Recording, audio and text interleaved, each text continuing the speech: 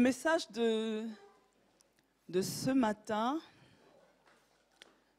pour certains, mais important, afin de saisir dans quelle saison nous sommes.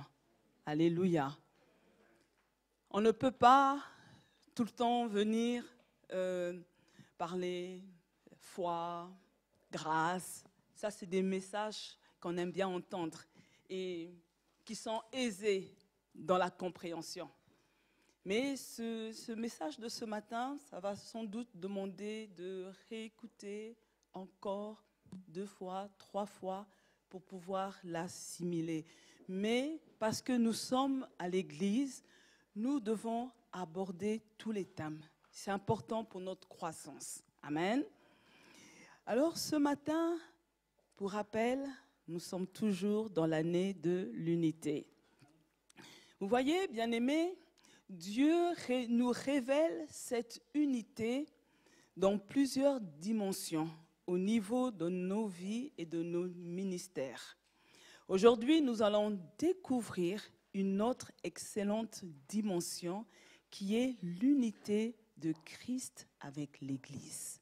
Alléluia. Et à ce niveau, nous allons étudier les points suivants. Le rachat de l'Église par Christ, la communion de l'Église avec Christ, la prise en charge de l'Église par Christ, les objectifs de cette prise en charge et les bénéfices de l'unité de Christ avec l'Église. Alléluia. Alors en 1, bien-aimé, le rachat de l'Église par Christ. Le rachat de l'Église par Christ évoque la rédemption. La rédemption, cette grâce en action pour nous, cette grâce en action pour l'Église nous permet de reprendre notre place dans la famille de Dieu. Alléluia. Donc, bien-aimés, nous sommes enfants de Dieu, on doit comprendre que nous sommes membres de la famille de Dieu. Et j'ai aimé ce qu'a dit l'orateur du week-end des enfants. Il dit, il a un autre nom de famille qu'il a ajouté. Dieu. Amen. Jenny, nom de famille, Dieu. Alléluia. Voici ce que nous dit 1 Corinthiens 6, 20. Car vous avez été rachetés à un grand prix. Glorifiez donc Dieu dans votre corps et dans votre esprit qui appartiennent à Dieu. Vous voyez, bien-aimés, nous devons régulièrement être animés d'une grande joie lorsque l'on considère que nous avons été rachetés à un grand prix. Alléluia! C'est pour ça que notre vie chrétienne, nous devons en prendre soin jalousement. Nous devons être fiers d'être chrétiens. Amen. Vous voyez, quand vous achetez une belle voiture, vous faites attention lorsque vous vous garez parce que vous ne voulez pas qu'il y ait des griffes. Vous faites attention. Quand vous achetez quelque chose de valeureux, vous en prenez soin.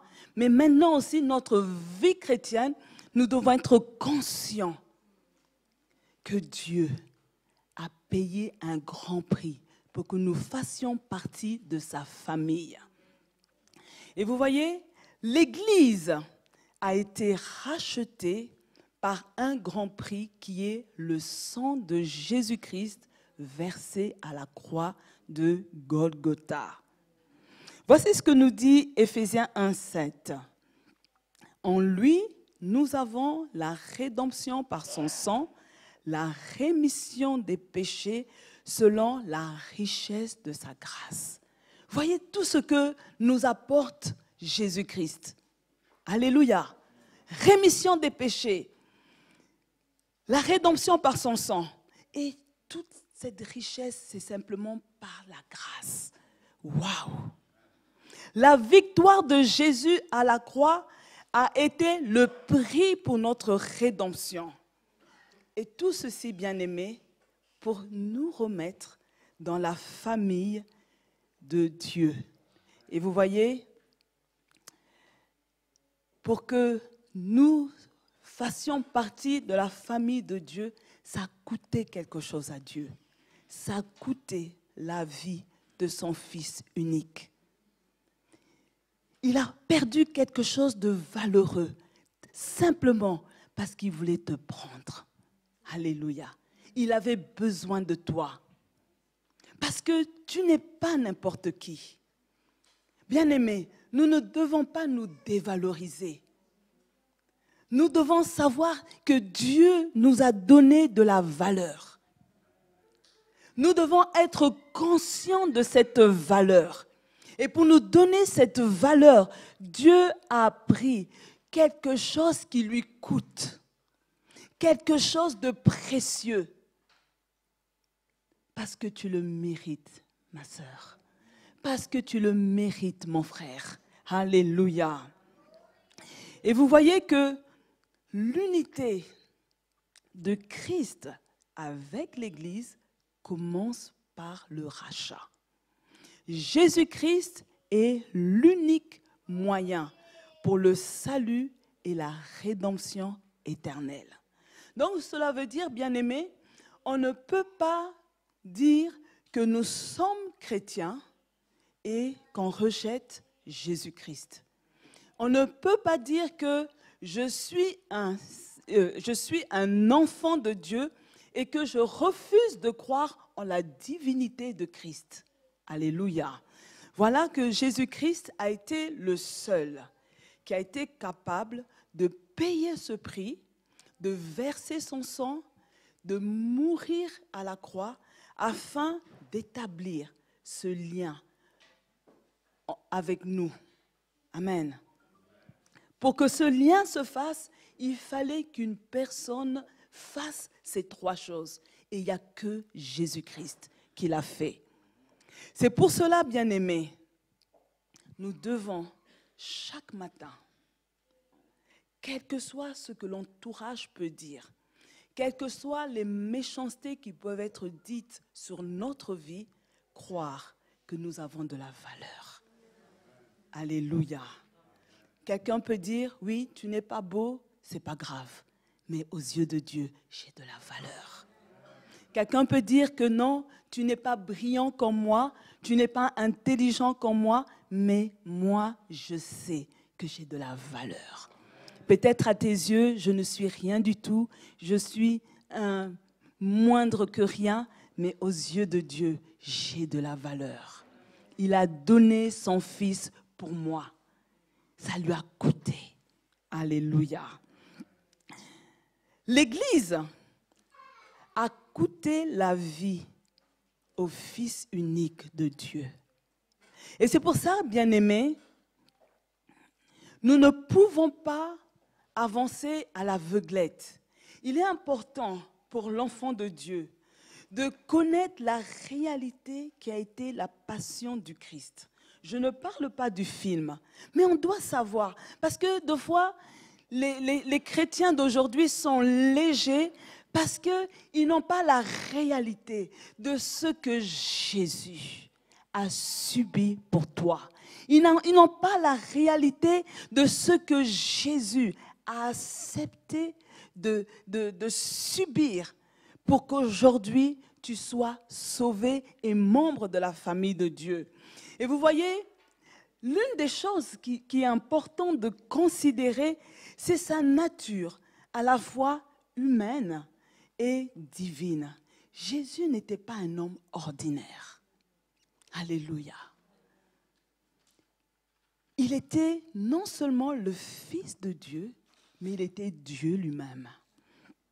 Nous devons réaliser, bien-aimés, que le mal a été rendu pour le bien. Parce que Jésus n'a fait aucun mal. Autour de lui, il ne faisait que le bien. Il avait la compassion pour les âmes perdues. Lui-même a dit qu'il est venu pour délivrer les captifs. Il faut considérer son arrestation. Jésus a été victime de fausses accusations pour toi Alléluia. On a même choisi de délivrer un voleur, un brigand, un meurtrier, alors que lui, qui n'avait rien commis, personne n'a voulu qu'il soit relâché. Il faut considérer, bien-aimé, qu'il a été frappé 40 coups moins 1. Il a souffert. Alléluia. Et vous voyez, à l'époque, les fouets, au bout, il y avait des clous. Et son dos était déchiré pour que toi, tu reviennes dans la famille de Dieu. Nous devons considérer la description de son visage qui était inondé de sang. Parce qu'on avait posé sur lui une couronne avec des épines et le sang giglait, simplement pour toi. Et en chemin, alors que, en tant qu'humain, il a été fatigué, il y a eu l'intervention de Simon qui l'a aidé à transporter cette croix. Le chagrin qu'il a ressenti lorsqu'il voit Marie avec Jean au pied de la croix. La souffrance des femmes qui se frappaient la poitrine parce que le spectacle était insupportable. Sa mort, lui-même a remis son esprit entre les mains de Dieu. Ses blessures, une lance a transpercé son côté droit. Alléluia. Sa résurrection. Jésus est ressuscité le 3e jour. Et vous voyez, bien-aimés, à un moment donné, on peut se dire, il a fait ça pourquoi? Nous devons être conscients de qui sont les bénéficiaires de tout ce que Jésus a enduré. Toute personne qui aura cru en lui. Alléluia. Vous voyez, bien-aimés,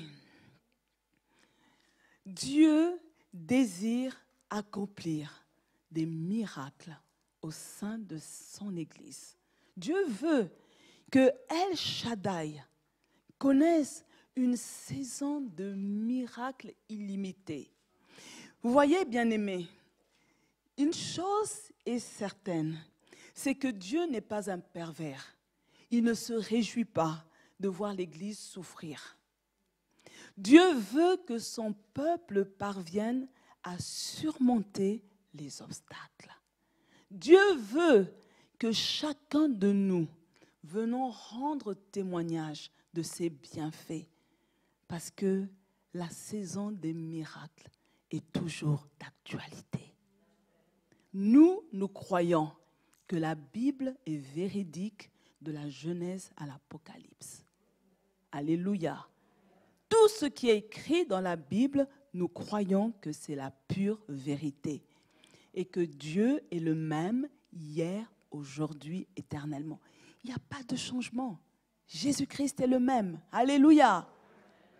Si dans le passé, il y a eu des miracles, il y aura des miracles. Si dans le passé, des stériles ont enfanté, encore aujourd'hui, elles vont enfanter. Si Dieu a été capable de ressusciter des morts, dans notre génération, des morts vont ressusciter. Alléluia. La belle-mère de Pierre qui a été guérie de la fièvre, alors il guérit encore. Alléluia.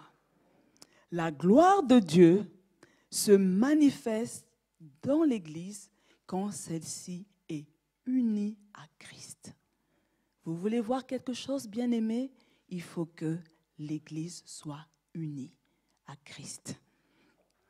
Le deuxième point, bien-aimé, c'est que la communion de l'Église avec Christ est importante. Et vous voyez, quand on parle de communion, elle est axée sur certains éléments, notamment l'enseignement de la parole de Dieu. Écoutez-moi, bien-aimés, on ne peut pas manipuler le message de Dieu qui procure la foi au salut éternel. L'enseignement de la parole de Dieu nous permet de mieux connaître qui est Christ. Quand on vient à l'Église, quand on reçoit l'enseignement, nous devons entendre des messages qui nous parlent de sa personne. Il est le Fils de Dieu. Et on se rappelle que Simon a dit, « Tu es le Christ, le Fils du Dieu vivant ». Matthieu 7, 16. On doit faire attention au contenu du message. Il parle de la part de Dieu. Amen. Et il dit, « Et la parole que vous entendez n'est pas de moi, mais du Père qui m'a envoyé. » Donc on doit savoir que lorsqu'on se lève, on ne se lève pas pour parler de notre vie privée, mais pour parler du contenu de la parole de Dieu. C'est ça qui produit la vie. Alléluia. Sa puissance, rien ne résiste à Jésus. On dit qu'il a dépouillé les dominations et les autorités. Il a livré publiquement en spectacle, nous dit Colossiens 2, 15. Mais il est question aussi de sa gloire. Jésus reviendra dans toute sa gloire. Alléluia. Alors, nous avons l'enseignement de la parole de Dieu, mais aussi la conduite du Saint-Esprit. Nous devons savoir une chose, bien-aimés, c'est que le Saint-Esprit est présent avec les chrétiens. De la même manière, Jésus était présent avec les disciples lors de son ministère terrestre. Amen. Mais maintenant, tu n'es pas seul, le Saint-Esprit est avec toi. Et on peut se poser la question, nous lisons dans Jean 14, 26 que le Saint-Esprit, c'est le consolateur. Alléluia. Il est envoyé par le Père et il va nous révéler toutes choses et nous rappeler des choses, mais il ne rappelle pas n'importe quoi, les enseignements de Jésus. Jean 16, 13 nous dit que le consolateur, quand il vient, l'esprit de vérité, il nous conduit dans toute la vérité. Maintenant, ici, bien-aimés, il y a quelque chose d'important qu'il faut relever. C'est que le Saint-Esprit ne dira jamais quelque chose qui est en contradiction avec le contenu de la Bible. Alléluia. Mais nous sommes dans une génération tout à fait spéciale. C'est que 2 fois, les messages qui sont livrés sont en contradiction avec ce qui est scripturaire. Et ce n'est pas normal. Nous devons nous assurer que lorsque le message prophétique sort, lorsque la parole révélée est libérée, elle doit être conforme au contenu de l'Écriture. Mais lorsqu'on le dit de cette manière, souvent les gens ne perçoivent pas jusqu'à quel niveau nous devons être stricts et rigoureux. Vous voyez, vous avez des situations où des personnes vous disent, voilà, c'est vrai que je ne suis pas mariée, mais j'ai eu un enfant parce que j'ai eu un problème gynécologique. Et le médecin m'a dit que si je tardais à faire un enfant, plus tard, ce serait difficile. Et Dieu comprend. J'ai décidé de faire un enfant. On a prié et voilà. Alors dites-moi, c'est conforme à la parole de Dieu ou pas? Mais vous serez étonnés, dans beaucoup d'endroits et pour beaucoup de chrétiens, ça ne pose pas de problème. Alléluia. Parce qu'on limite Dieu à son problème. On limite Dieu à sa situation. Vous avez des personnes qui décident de cohabiter ensemble et lorsque vous leur demandez, mais concubinage n'est pas mariage. Ah, mais Dieu comprend. Alléluia. Dieu comprend ma situation. Non, Dieu ne comprend pas le péché. Alléluia. Mais vous avez des serviteurs de Dieu qui vont fermer les yeux sur ça. Mais nous, enfants de Dieu, nous devons savoir que tout enseignement que nous recevons doit être conforme à la parole de Dieu. C'est important. Vous avez des personnes qui, aux yeux de tout le monde, sont mariées, mais résident à des adresses différentes pour pouvoir jouir des aides sociales. Et Dieu comprend ça. C'est du vol. Alléluia. On est là, on sait que telle personne vole des habits, des parfums dans les magasins, elle nous ramène, on lui donne 10 €, mais on sait que voler est condamné dans la Bible, mais on ferme les yeux.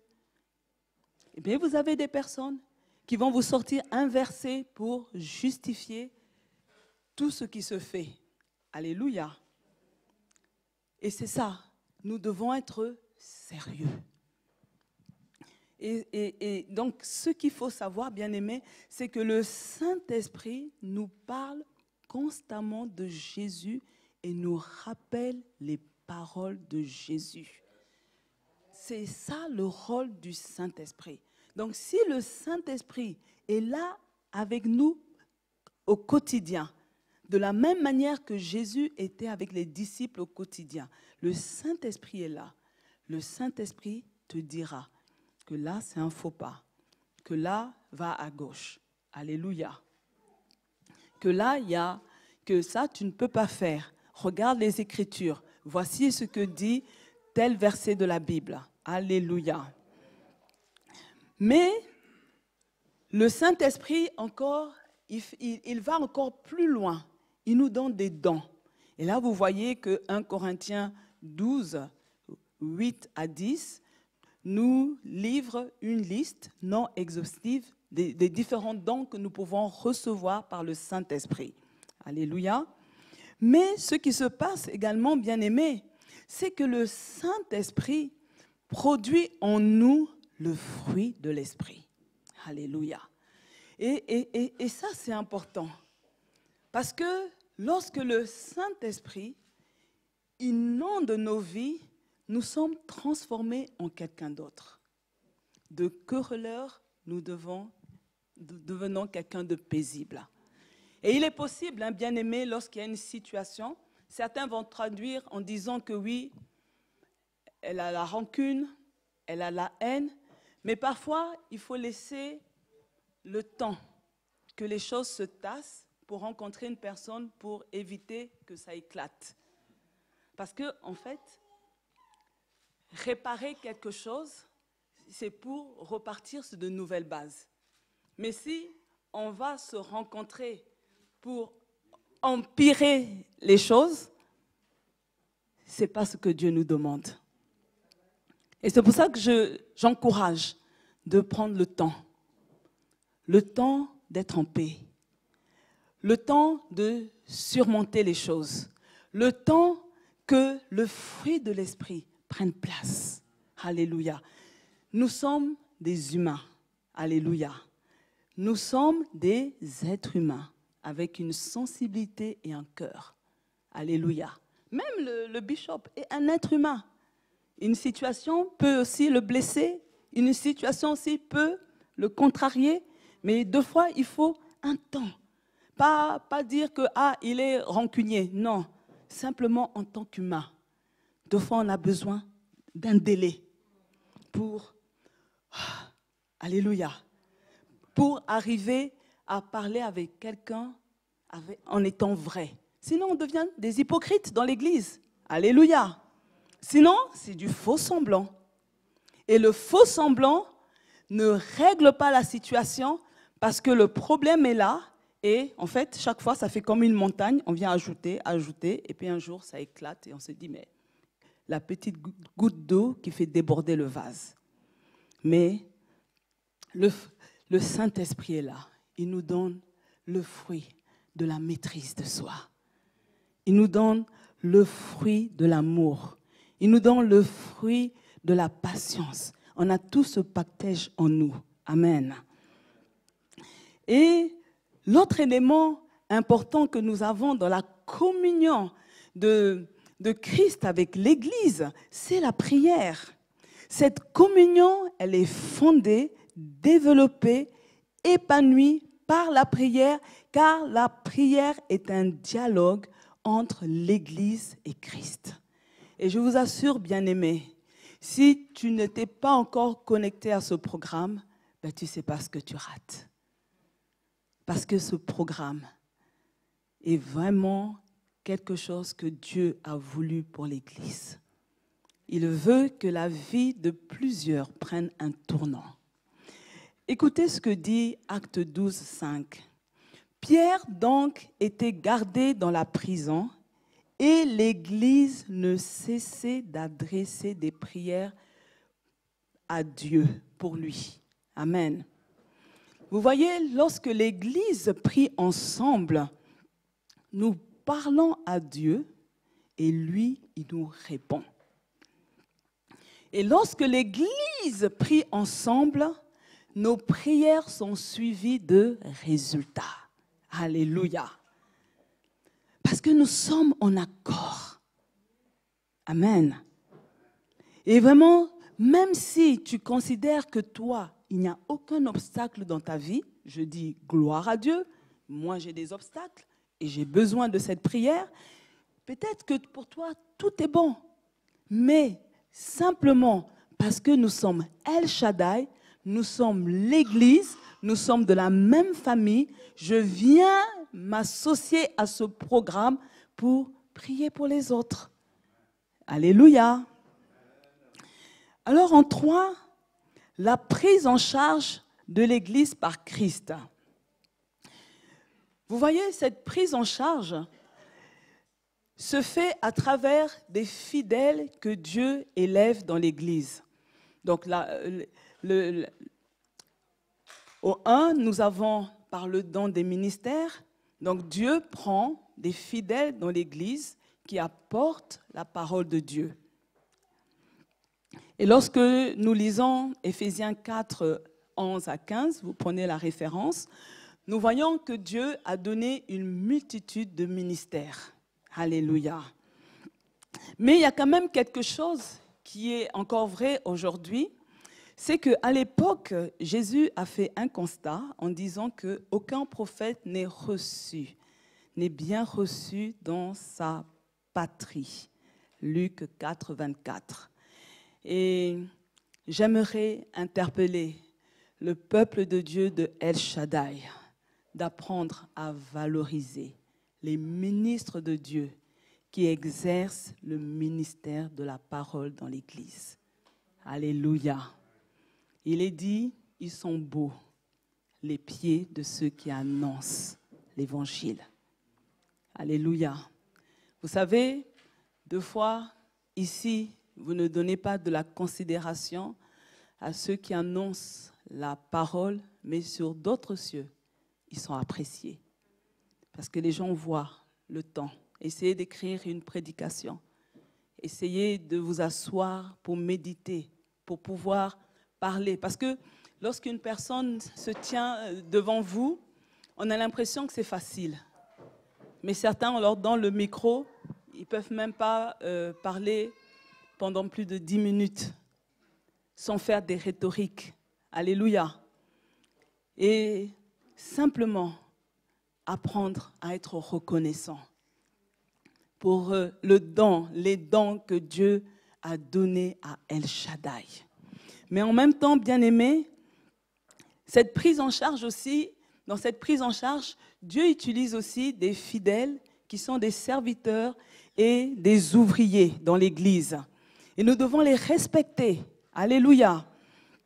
Respecter tous ceux qui travaillent dans l'Église, toutes les personnes qui s'occupent du nettoyage, sinon on ne serait pas assis dans un endroit aussi propre. Les personnes de l'accueil, donc tous ceux qui font un ministère dans l'Église, nous devons leur donner du respect parce qu'ils payent de leur temps. Alléluia. Que Dieu bénisse tous les ouvriers actifs à El Shaddai. Alléluia. Est-ce qu'on peut les acclamer?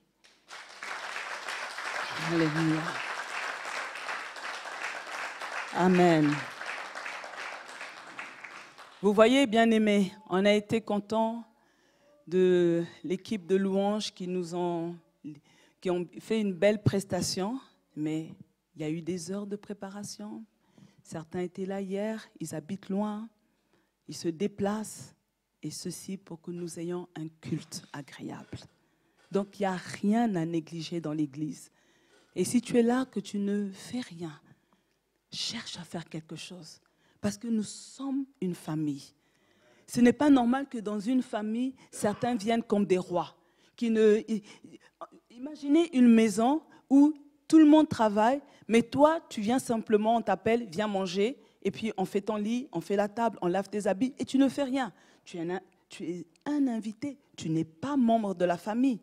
Si tu es membre de la famille de El Shaddai, tu dois faire quelque chose. Si tu n'as pas le temps matériel, ton argent peut faire quelque chose pour toi. Alléluia. Alors, le quatrième point de cette unité de Christ avec l'Église, c'est de comprendre les objectifs de cette prise en charge. Nous devons comprendre pourquoi, finalement, Christ veut prendre en charge l'Église. Amen. Voici ce que nous dit Éphésiens 5, 25 à 27.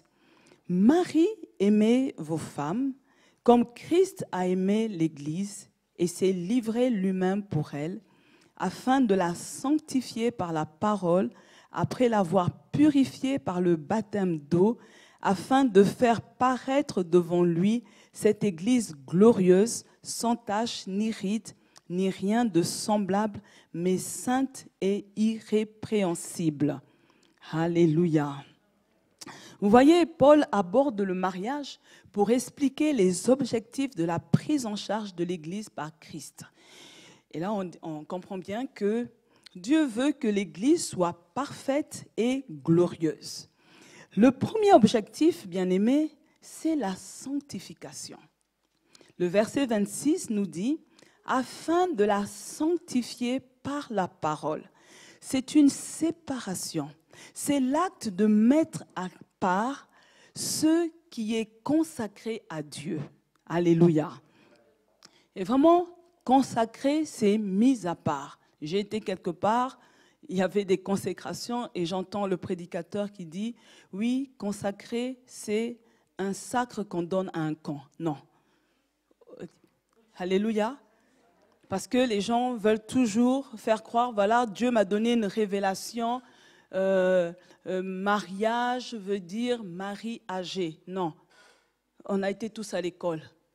Les mots ont une origine latine, grecque, en français. Donc, non, ce n'est pas ça des révélations. Alléluia. Hein? Et puis, vous avez des gens qui acclament. Et j'étais là, j'ai dit, mais j'ai l'impression que je ne suis pas au bon endroit. Alléluia. Alors, bien-aimés, il y a 3 types de sanctification. La première sanctification, elle est positionnelle.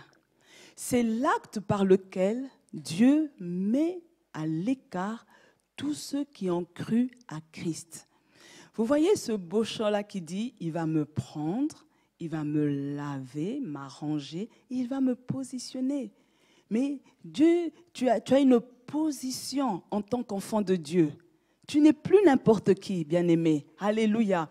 Voici ce que Paul a dit aux chrétiens d'Éphèse.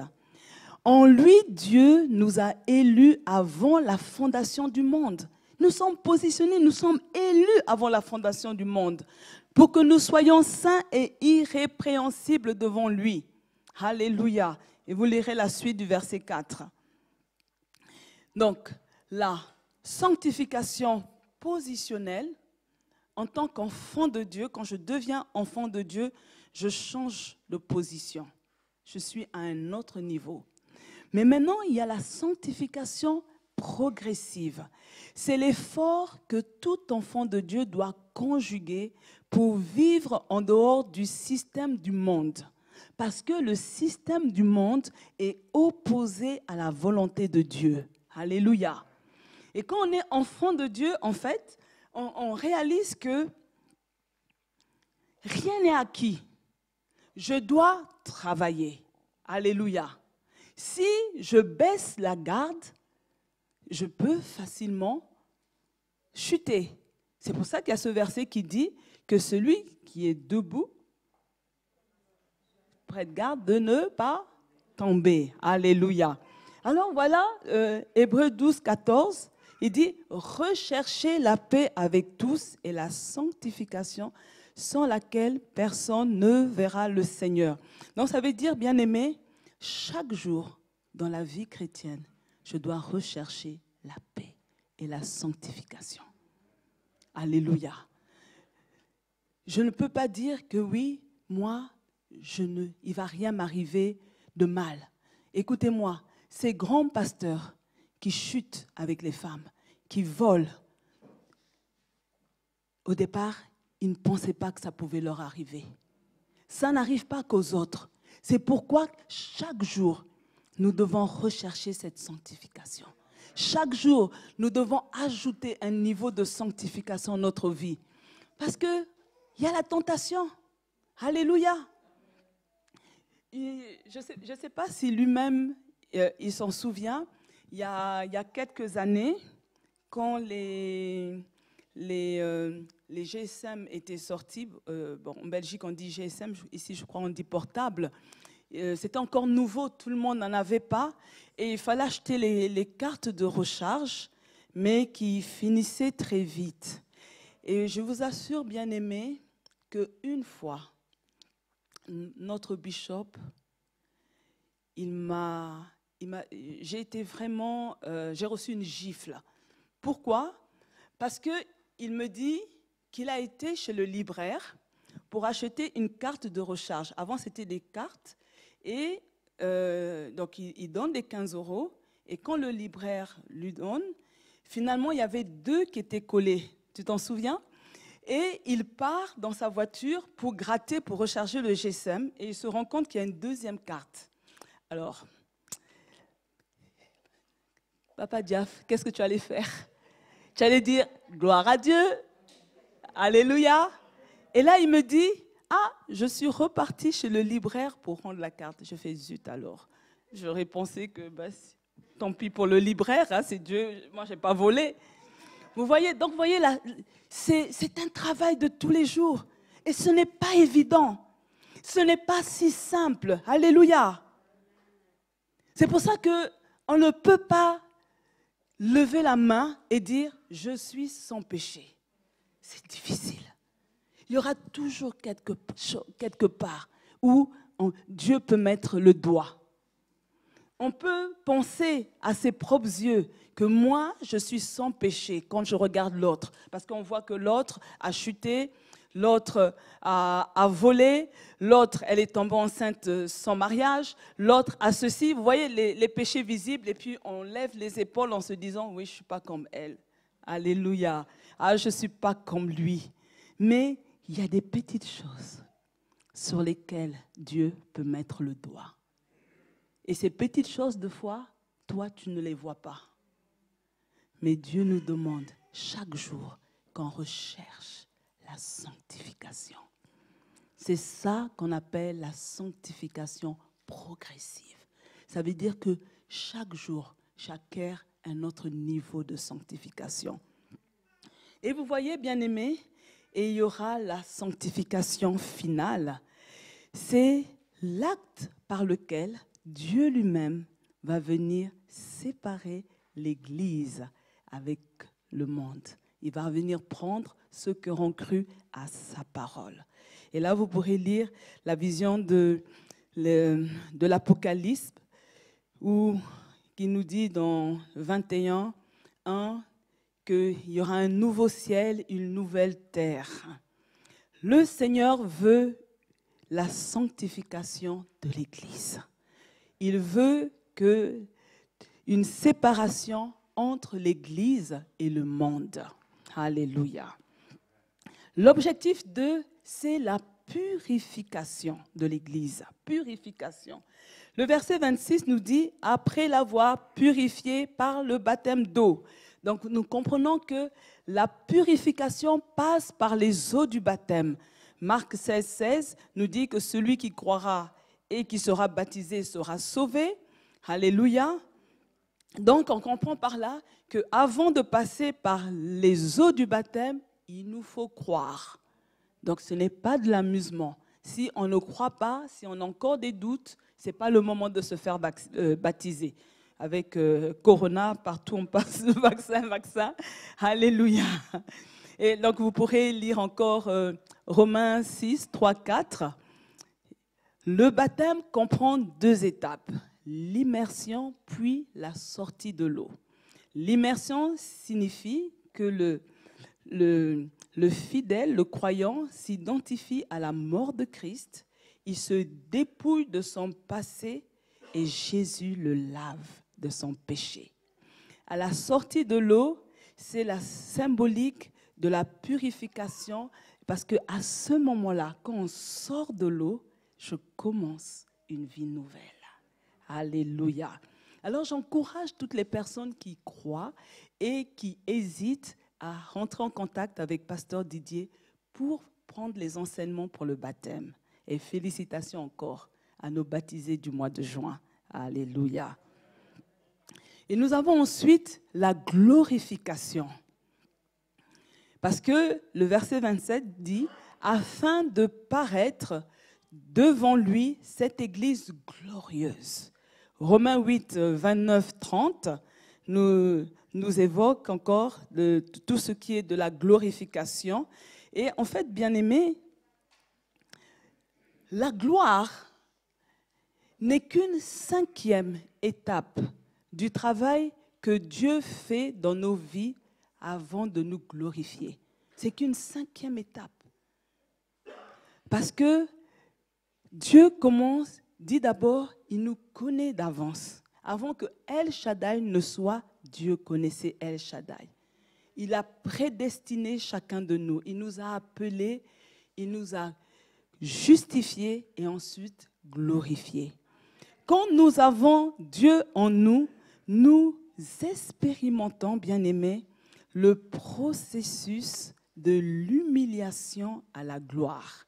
Vous voyez, Pierre, qui était un pêcheur de poissons, lorsqu'il rencontre le Seigneur, il y a un changement de nom et il devient pêcheur d'hommes. Alléluia.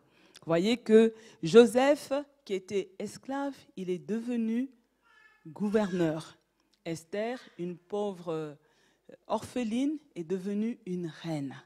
Et c'est pour dire que, bien-aimés, ce n'est pas possible que nous soyons enfants de Dieu et que, année après année, les mêmes obstacles sont là présents. Un changement doit se produire. Alléluia. Le miracle doit arriver. Et en 4, l'objectif 4, c'est la propreté et le rajeunissement. Parce que le verset 27 nous dit « Afin de faire paraître devant lui cette Église glorieuse, sans tache, ni ride, ni rien de semblable, mais sainte et irrépréhensible. Sans tache, ni ride, ni rien de semblable. » Dieu veut une Église sans tache. Dieu refuse la saleté à l'Église. Dieu ne veut pas de l'immoralité. Ça n'a pas de place dans l'Église. Alléluia. Dieu ne veut pas une Église qui a des rides. Écoutez-moi, bien-aimés. Dieu est en train de dire ce matin qu'il refuse le vieillissement. Pourquoi? Parce que la parole de Dieu ne change pas. La parole de Dieu, elle est intacte. Mais aujourd'hui, vous avez des personnes qui sont persuadées que Dieu est un ringard, que sa parole, elle est dépassée. Alléluia. La parole de Dieu est toujours d'actualité. Alléluia. Cette parole que nous prêchons, dans 20 ans, dans 100 ans, elle sera la même parole. On ne va pas changer une virgule, ni un point, ni enlever des mots. C'est la même parole. Même si aujourd'hui, les gens veulent retirer dans les Bibles homosexualité, non. La parole de Dieu, aujourd'hui, c'est la même parole qu'il y a dans les temps passés. elle ne change pas. Le Seigneur promet de donner de la force à ceux qui sont fatigués. C'est ça qui amène le vieillissement de l'Église. À un moment donné, les gens se fatiguent. Et vous voyez qu'il y a des églises qui commencent bien, mais après, la religion rentre. Il n'y a plus la vie de Dieu. Alléluia. Lorsque vous faites l'histoire, vous vous rendez compte que l'Église, au départ, il y avait de la puissance. Mais après, parce que les gens étaient impatients, ils ont commencé à introduire des statuettes. Ils ont commencé à introduire des images parce qu'ils ont voulu aider Dieu. Mais écoutez-moi, bien-aimés, si tu es fatigué, Dieu est celui qui renouvelle les forces. Vous pourrez lire Ésaïe 40, 29. Dieu te dit, lui, à son niveau, il ne change pas. Son silence ne signifie pas son incapacité. Son silence ne signifie pas son absence. Son silence ne signifie pas un non. Alléluia.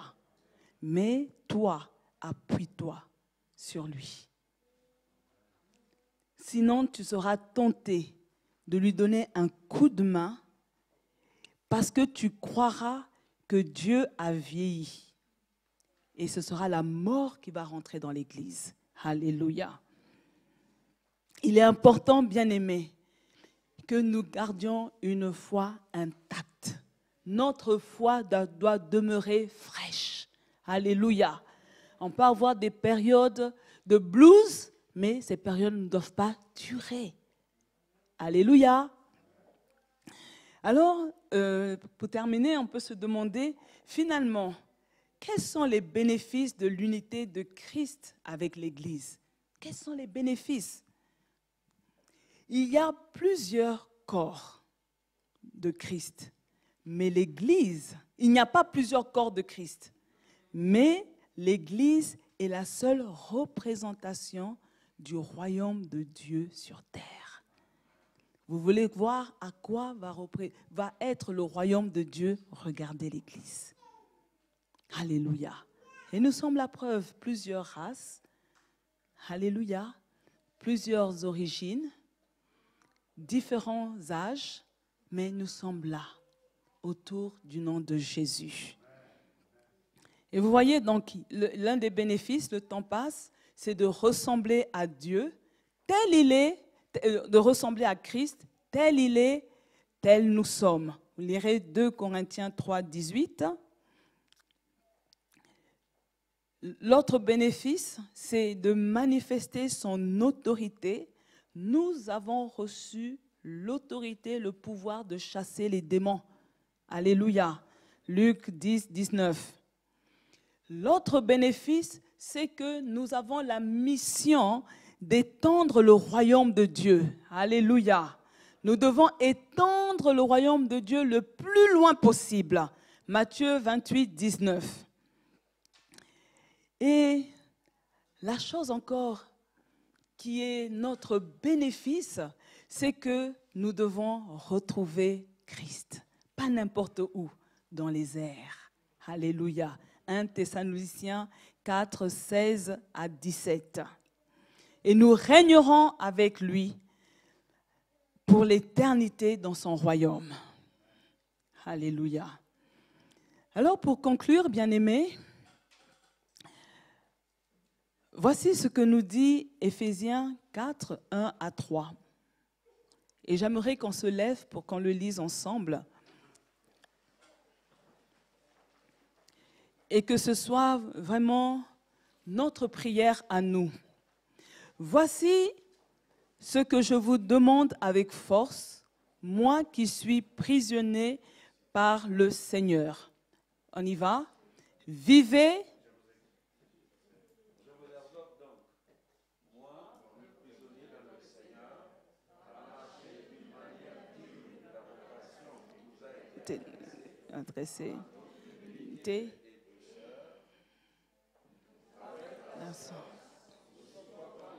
Les autres.